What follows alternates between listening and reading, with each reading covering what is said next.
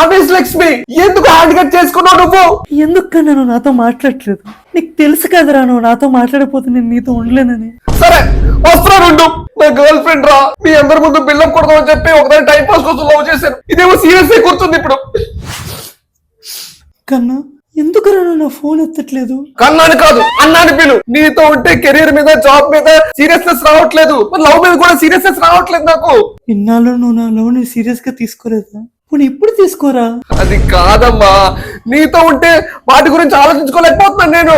నీ కెరియర్ కి నేనే అడ్డు అయితే నేనే చచ్చిపోతారా? ఆవేశ లక్ష్మి ఎందుకే నువ్వు చచ్చిపోతున్నావు? నన్ను చంపేది. ఆవేశ లక్ష్మి నువ్వు ఎందుకు ఫోన్ చేయలేదు?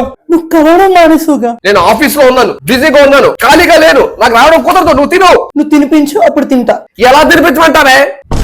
ఆవేశ లక్ష్మి చాలు కన్నా, నువ్వు మరి పెద్ద ముద్దలు పెడుతున్నావు, చిన్నవి చాలు. కన్నా నువ్వు కూడా ఆమ్ తినేసే. కన్నా చేయి కడుక్కో.